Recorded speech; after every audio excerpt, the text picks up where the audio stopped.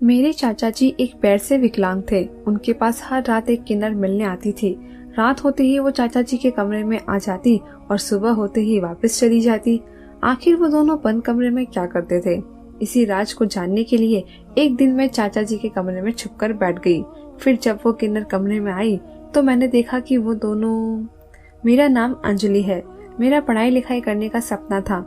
दरअसल मेरी ज्यादा पढ़ाई लिखाई नहीं हो पाई क्योंकि मेरे पिताजी और मेरे चाचा जी दो भाई थे।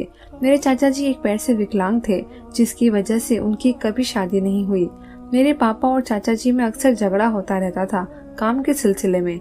हमारे एक राशन की दुकान थी जिसके अंदर चाचा जी और पिताजी दोनों का हिस्सा था, लेकिन पिताजी अपने हिसाब से चलाते थे और चाचा जी अपने हिसाब से चलाना चाहते थे, जिसकी वजह से अक्सर उन दोनों के बीच झगड़ा होता रहता था। इसी झगड़े के चलते मेरे चाचा जी ने अलग होने का फैसला कर लिया और वह हमारे गांव जाकर हमारे पुश्तैनी घर में रहने लगे। तब मेरी उम्र ज्यादा नहीं थी, केवल 11 वर्ष की ही थी। अब हमारे चाचा जी हम लोगों से अलग हो गए थे। उनका एक पैर नहीं था, जिसकी वजह से उन्हें काम मिलने में दिक्कत होती थी और वह अपना खाना वगैरह भी नहीं बना पाते थे। इसी कारण मेरी माँ को उन पर दया आ गई और उन्होंने कहा कि क्यों ना अंजलि अपने चाचा जी के पास जाकर रहे और उनकी सेवा करे। मुझे यह सुनकर बहुत ही अजीब लगा। मुझे अपनी पढ़ाई लिखाई की फिक्र होने लगी क्योंकि जिस गांव में मेरे चाचा जी गए थे वह बहुत ही पुराने ख्यालों वाला था और वहां पर एक भी स्कूल नहीं था। तभी मेरे पिताजी ने कहा कि कौन सा तुम पढ़ लिख कर कलेक्टर बन जाओगी। दरअसल मेरे पिताजी की सोच इतनी अच्छी नहीं थी। वह हर समय पढ़ाई लिखाई के मामले को दोषी मानते थे। उनका यही कहना था कि ज्यादा पढ़ाई लिखाई करने से बच्चे बिगड़ते हैं, ना कि उनकी जिंदगी संवरती है। उनकी अजीब सी सोच के चलते मुझे बहुत गुस्सा आता था, लेकिन मैं कर भी कह सकती थी। खैर, अब माँ पापा के फैसले को भी मैं नहीं टाल सकती थी, इसलिए मुझे चाचा जी के घर भेज दिया गया। मैंने काफी बार उन्हें समझाने की कोशिश की कि आप लोग मुझे मत भेजिए। अगर आपको चाचा जी की इतनी फिक्र है तो क्यों ना आप लोग उन्हें यहीं पे रख लो। लेकिन पिताजी ने कहा कि अगर उसे यहाँ पर रख लिया तो फिर से वह दुकान के काम में अपनी टांग अड़ाएगा, इसलिए हम नहीं चाहते कि वह यहाँ पर आकर किसी भी तरह का हंगामा करे। इसलिए जब तक तुम्हारी शादी नहीं हो जाती तब तक तुम अपने चाचा जी के पास ही रहो और उनकी सेवा करो। अब मुझे गांव में भेज दिया गया। वैसे मेरे चाचा जी बहुत अच्छे थे, वह मेरा हर समय ख्याल रखते थे।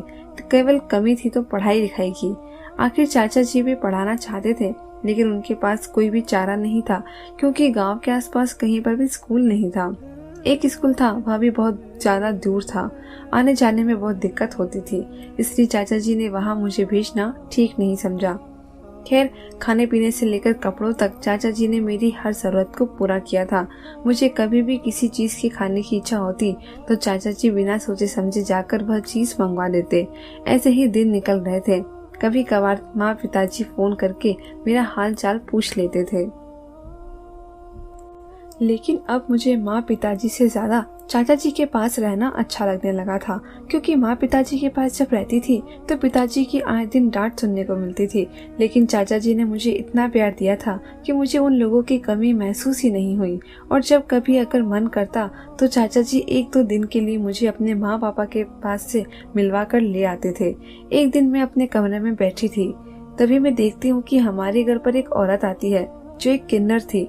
वो बिना कुछ बोले चाचा जी के कमरे में चली जाती है। मैं हर रोज उस औरत को देखती थी, जिसका रोज रात को हमारे घर आना होता था। जब भी वह कमरे में जाती तो चाचा जी का कमरा बंद हो जाता और सुबह जब मैं उठकर देखती तो वह औरत वहाँ नहीं होती थी।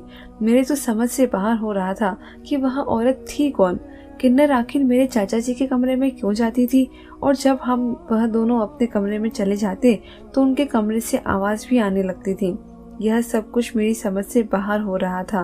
रह रहकर मेरे दिमाग में सिर्फ यही बात हो रही थी कि एक किन्नर हमारे घर में क्या काम, और अगर आए भी तो इतनी रात को क्यों आती है। अगर कुछ काम होता तो दिन में भी तो आ सकती है। और कभी भी चाचा जी ने इस बारे में मुझसे जिक्र नहीं किया, क्योंकि अक्सर वह हर काम के बारे में मुझसे जिक्र करते थे। लेकिन जब से यह औरत आने लगी है तब से चाचा जी का भी व्यवहार कुछ ठीक सा नहीं रहता। और रात का समय होते ही वह औरत आ जाती है और चुपके से आते हुए चुपके से चली जाती। आखिर यह माजरा क्या है। एक दिन मैंने चाचा जी से पूछा कि चाचा जी, अगर आप बुरा ना माने तो आपसे एक बात पूछ सकती हूँ। तभी चाचा जी कहने लगे, हाँ बेटा पूछो। वो किन्नर औरत कौन है जो आपके कमरे में हर रोज आती है और उसके आते ही कमरा बंद हो जाता है और सुबह चुपके से वो चली जाती है? तभी चाचा जी मेरी तरफ गुस्से भरी निगाहों से देखते हुए बोले, तुम कब से इन बातों में ध्यान देने लगी हो? देखो अंजलि, यह सब मुझे बिल्कुल पसंद नहीं है। तुम ऐसे इतना ताक-झाक करो, इसलिए तुम अपने काम से काम रखा करो। तुम्हें कोई मतलब नहीं है कि कौन मेरे कमरे में आता है और कौन नहीं। चाचा जी का गुस्सा देखते हुए मैं वहीं पर चुप हो गई और आगे कुछ ना बोली। फिर चाचा जी ने मेरे सर पर हाथ फेरते हुए कहा, देखो अंजलि बेटा, मैं तुम पर गुस्सा नहीं करना चाहता और ना ही तुम्हें डांटना चाहता हूँ, इसलिए तुम्हें प्यार से समझा रहा हूँ। इन सब बातों में अपना दिमाग मत लगाना। चाहे कोई भी आए, तुम्हें इससे कोई मतलब नहीं होना चाहिए। तुम अपने काम से काम रखो, जितना तुमसे होता है वह काम करो और आराम से खाना खाकर सो जाया करो। मैंने हाँ भर दी और अपने कमरे में चली गई, लेकिन मेरे दिमाग में वह बात निकलने वाली नहीं थी। मेरे दिमाग में तो वही दौड़ रहा था कि आखिर चाचा जी मुझसे क्या छुपा रहे हैं। ऐसा क्या है तो चाचा जी को उस औरत की बात सुनते ही इतना गुस्सा आ गया। आखिर मैं यह बात करती भी तो किससे करती, लेकिन मुझे तभी माँ का ख्याल आता है, क्योंकि जब कभी मुझे किसी बात को लेकर हिचकिचाहट होती थी तो मैं हमेशा अपनी माँ से बात शेयर कर लिया करती थी और वह मेरी बात का हमेशा से हल निकाल देती थी। खैर, इसी बात को सोचते हुए मैंने दूसरे दिन चाचा जी से कहा। तभी चाचा जी ने झट से हाँ भर दी और गाड़ी मंगवा ली और कहा कि चलो हम लोग तुम्हारे माँ पापा से मिलके आते हैं। हम लोग एक रात वहीं रुकने का फैसला करते हुए वहाँ से चल पड़े। जाकर हम लोगों ने खाना वगैरह खाकर मैंने अपनी माँ से जब अकेले में पाया तो मैंने माँ से कहा कि माँ, मुझे तुमसे कोई बात करनी है। तभी माँ ने कहा कि हाँ बेटा बोलना, तुझे कोई तकलीफ तो नहीं है? तभी मैंने माँ से कहा कि माँ, मुझे कोई तकलीफ नहीं है, लेकिन एक बात है जो काफी दिनों से मुझे खाई जा रही है। मेरी माँ ने कहा, क्या हुआ अंजलि, कोई टेंशन वाली बात तो नहीं? तभी मैंने कहा, माँ, चाचा जी के कमरे में रात को एक किन्नर औरत आती है, जिसके आते ही चाचा जी अपना कमरा बंद कर लेते हैं और उनके कमरे से कुछ अजीब सी आवाजें भी आती हैं और जैसे ही सवेरा होता है उससे पहले वह औरत वहाँ से चली जाती है। तभी माँ ने भी अचंभा करते हुए मुझसे पूछा कि क्या तुमने इस बारे में अपने चाचा जी से बात की? तभी मैंने कहा, हाँ, मैंने चाचा जी से बात करने की कोशिश की, लेकिन मैंने जब चाचा जी से यह बात की तो चाचा जी को गुस्सा आ गया और मुझ पर चिल्लाने लगे। तभी माँ को भी गुस्सा आ जाता है और वह कहती है कि मैंने अपनी बिटिया को उनकी सेवा करने के लिए वहाँ भेजा है, ना कि उनका गुस्सा झेलने के लिए। तभी मैंने माँ को शांत करते हुए कहा कि माँ, वैसे चाचा जी मेरा बहुत ख्याल रखते हैं, मेरी हर छोटी बड़ी ज़रूरतों को पूरा करते हैं और अपनी बेटी की तरह ही रखते हैं। तभी माँ कहने लगी कि अगर इतना ही प्यार करते हैं तो फिर चिल्लाते क्यों हैं? तभी मैंने कहा कि माँ, वह मुझ पर ऐसे नहीं चिल्लाते, बल्कि जब मैं उस औरत की बात करती हूँ तभी उन्हें गुस्सा आता है, वरना उन्होंने आज तक मुझे कभी कुछ नहीं कहा। अब माँ को भी अजीब सा लगने लगा था कि इतना शांत स्वभाव वाला आदमी और अंजलि को इतना प्यार करने वाला उसका चाचा उस औरत का नाम लेते इतना गुस्से में क्यों भर जाता है। तभी माँ ने कहा कि हम तुम्हारे चाचा जी से बात करते हैं। तभी मैंने माँ से मना कर दिया। मैंने कहा कि नहीं माँ, चाचा जी से इस बारे में कुछ बात मत करना। अगर उन्हें पता चल गया कि मैंने आपको बता दिया है तो उन्हें और गुस्सा आ जाएगा और कहीं उनका बर्ताव बदल न जाए। इसलिए मुझे डर है कि चाचा जी मुझसे बहुत प्यार करते हैं और हमेशा से ही मुझे अपनी बेटी की तरह रखते हैं। मैं नहीं चाहती कि उनका प्यार कम हो और वह मुझ पर गुस्सा करे और उनका विश्वास मुझ पर से उठे। तभी मेरी माँ ने कहा, ठीक है बेटा, तुम भी इस बात को भूल जाओ, हमें क्या लेना देना है।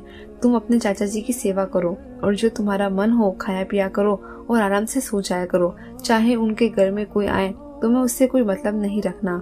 मैंने माँ को हाँ कर दी और एक दिन बाद मैं चाचा जी के साथ वापस गांव चली गई। अब माँ की बात को मैंने मान लिया था कि मैं चाचा जी के किसी भी काम में दखल अंदाजी नहीं करूंगी, ना ही कभी उनसे पूछूंगी कि वह औरत कौन है, ना ही कभी इस बात पर ध्यान दूंगी। लेकिन मेरा मन कहाँ मानने वाला था। मेरा मन तो जब भी उस औरत को घर में आते देखता तो डगमगाने लगता और तरह तरह के ख्याल आने लगते। आज तो मेरे पसीने छूट रहे थे इसी सोच में कि कहीं चाचा जी और उनके बीच कुछ गलत ना हो रहा हो। आखिर मुझे पता करना ही था कि उनके बीच होता क्या है। तभी मैंने प्लान बनाया कि क्यों ना मैं चाचा जी के कमरे में छुपकर बैठ जाती हूँ, सारी बात का पता करती हूँ। तभी मेरे दिमाग में आता है, कहीं अगर चाचा जी को पता चल गया कि मैं यहाँ पर छुपकर उन पर नजर रख रही हूँ तो उनका गुस्सा चरम सीमा पर पहुँच जाएगा। लेकिन मैंने जैसे तैसे हिम्मत की और उनके कमरे में छुपकर बैठ गई। कुछ ही देर बाद जब वह किन्नर और चाचा जी कमरे में आते हैं तो वह दोनों एक कुर्सी पर बैठ जाते हैं। तभी चाचा जी उससे कहते हैं बहन मुझे माफ कर दो, तुम्हें इस तरह रात को मेरे घर पे आना पड़ता है। आखिर मैं भी क्या करूं? इस गांव के लोगों की सोच इतनी खराब है कि अगर दो भाई बहन भी साथ में जा रहे हो तो उनकी बातें भी बना लेते हैं। अब तो मुझे समझ ही नहीं आ रहा था कि चाचा जी उसे बहन कहकर बुला रहे हैं और उन लोगों के बीच ऐसी बातें क्या चल रही है। खैर मैं वहीं बैठी उन लोगों की बातें सुनती रही। तभी चाचा जी ने उस औरत के सर पर हाथ रखा और कुछ पैसे उसे देते हुए कहा, यह लो कुछ पैसे और तुम अपने खाने पीने का रहने का इंतजाम कर लो। तभी मुझे कुछ अजीब सा लगा और मैं झट से बाहर निकल गई। मुझे वहाँ देखकर चाचा जी की नजरें ठहर गई और वह मुझे पूछने लगे, अंजलि यह क्या बदतमीजी है? मैंने तुमसे पहले भी कहा था ना कि तुम ऐसी कोई हरकत नहीं करोगी, फिर तुम यहाँ छुप कर क्या सुन रही थी? तभी मैंने चाचा जी के सामने हाथ जोड़ दिए और बोली कि मेरा कोई भी गलत इरादा नहीं था चाचा जी। दरअसल मुझे जानना था कि यह है कौन। बस यही सोच मुझे काफी दिनों से खाई जा रही थी, इसलिए मैंने यह पता करने के लिए यहाँ पर छुपकर देखना चाहा। क्योंकि जितनी भी बार मैंने आपसे पूछना चाहा तो आपने मुझे डांट कर भगा दिया।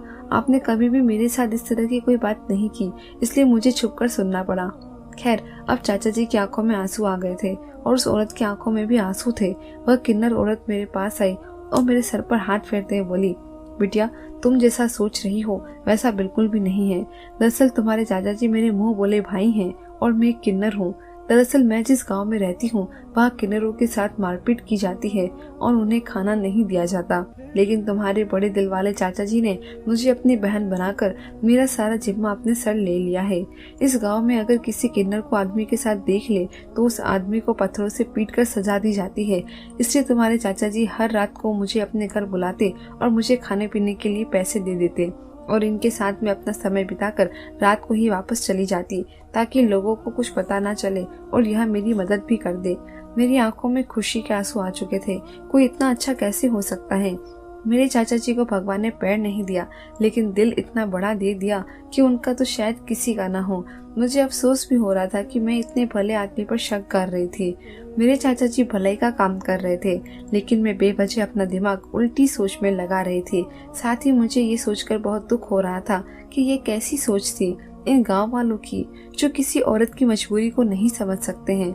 किन्नर होना पाप नहीं है, उन्हें भगवान ने वैसा बनाया होता है। हम इंसानों को कोई हक नहीं होता कि हम उन लोग पर उंगली उठाएं। मैंने अपने चाचा जी से कहा कि इन लोगों की सोच को कभी बदला नहीं जा सकता क्या? तभी मेरे चाचा जी कहने लगे, जब तक इंसान के ऊपर नहीं गुजरती है तब तक वो किसी की मजबूरी को नहीं समझ सकता। अक्सर लोग अपनी सोच के चलते बहुत से जुल्म कर बैठते हैं जिसका हर्जाना उसे बाद में भुगतना पड़ता है। मुझे चाचा जी की बातें समझ में आ रही थी। उसी दिन से मैंने एक फैसला लिया कि अपने जीवन में कभी भी किसी इंसान के साथ गलत नहीं करूंगी। अब इसी सोच के साथ मेरे चेहरे पर मुस्कान आ जाती है। धन्यवाद।